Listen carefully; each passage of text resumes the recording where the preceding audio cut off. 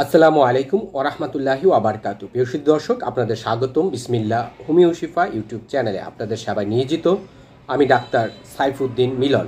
আজ আমি আলোচনা করব হোমিওপ্যাথিক কার্যকরী একটি কাশির সিরাপ নিয়ে, যা অত্যন্ত কার্যকরী একটি মেডিসিন।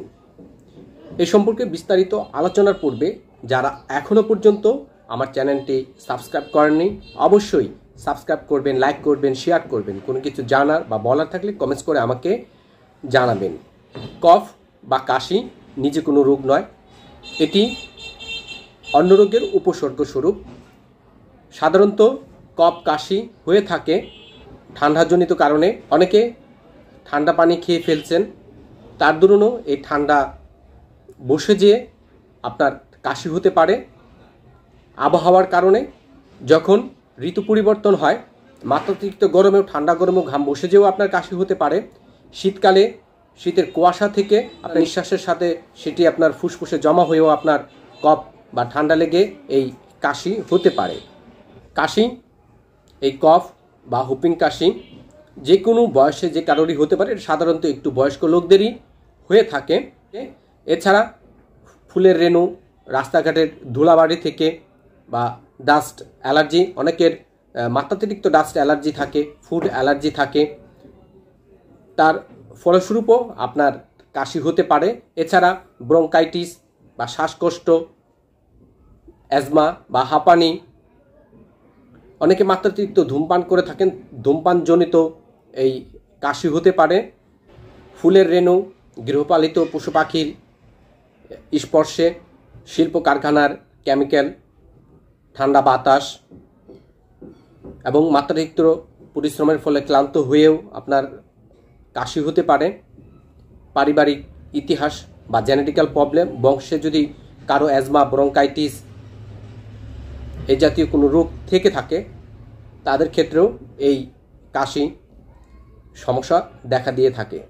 কাশি বা কফ সাধারণত দুই প্রকারের হয়ে থাকে, একটি তরল আর একটি শুষ্ক। ড্রাই কফ এবং কোল্ড কফ দুটোর মধ্যেই একটু পার্থক্য আছে। একটার মধ্যে শ্লেষ্মা তৈরি হয়ে থাকে, আরেকটার মধ্যে একদম শুষ্ক কাশি হয়ে থাকে। তো এই কাশি থেকে পরিত্রাণের জন্য আলনুর পাকিস্তানি কোম্পানির বোরালাক্স কফ সিরাপ অত্যন্ত সুপার জাদুকরী একটি মেডিসিন।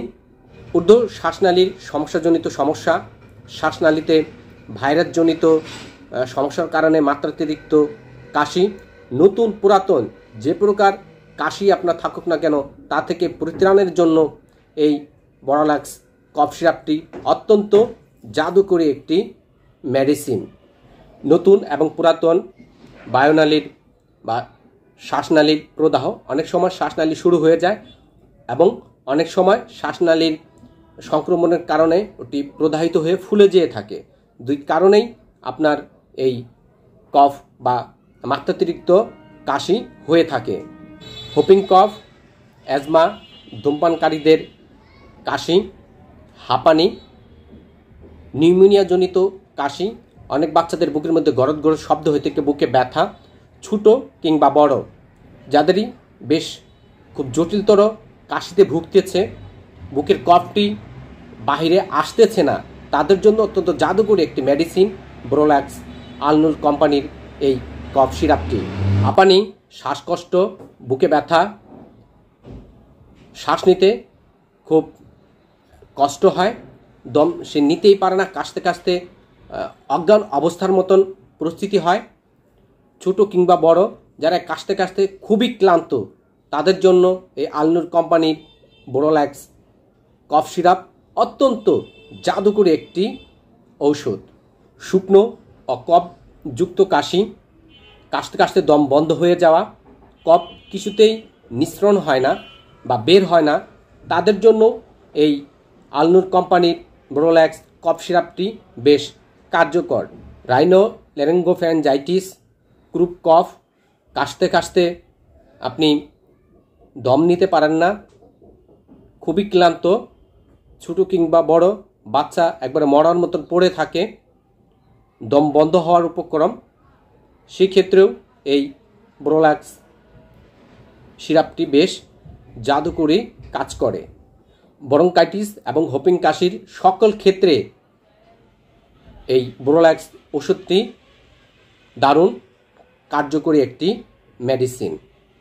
পুরাতন শ্বাসনালীর ঝিল্লির প্রদাহ বা ক্রনিক ব্রঙ্কাইটিসেও এই মেডিসিনটি অত্যন্ত জাদুকরী কাজ করে এবং অ্যাজমার ক্ষেত্রে, নিউমোনিয়ার ক্ষেত্রে এই মেডিসিনকে অবশ্যই স্মরণ রাখবেন। আপনার এই মেডিসিনটি সেবন করলে আপনার সর্বপ্রকার কাশি ইনশাল্লাহ দ্রুতই আরোগ্য লাভ হবে। বোরোল্যাক্স মেডিসিনটি বড়দের ক্ষেত্রে 1 চা চামচ ওষুধ দিনে 3 বার সেবন করতে হয় এবং ছোটদের ক্ষেত্রে বয়স অনুপাতে হাফ চামচ থেকে 1 চা চামচ ওষুধ দিনে 3 বার সেবন করলে দ্রুতই আপনারা কাশি থেকে পরিত্রাণ পাবেন ইনশাআল্লাহ। প্রকার কাশিতেই আপনারা এই মেডিসিনকে স্মরণ রাখবেন। ব্রঙ্কাইটিস জনিত কাশি হোক, ধূমপান জনিত কাশি হোক, ঠান্ডা লেগে, ঠান্ডা বাতাসে, ঠান্ডা পানি খাবার ফলে যে প্রকার কাশি হয়ে থাকুক, জ্বর, কাশি কিছুতেই কমছে না, তখনই এই বোরোল্যাক্স মেডিসিনটি আপনারা সেবন করবেন, ইনশাল্লাহ দ্রুতই আরোগ্য লাভ করবেন। আবারও অন্য কোনো রোগের ভালো কোনো ওষুধ নিয়ে আপনাদের সম্মুখে হাজির হব। আজ এই পর্যন্তই। সে পর্যন্ত ভালো থাকবেন, সুস্থ থাকবেন, নিজের প্রতি যত্ন নেবেন। আল্লাহ হাফেজ। আসসালামু আলাইকুম ওয়া রাহমাতুল্লাহি ওয়া বারাকাতুহু।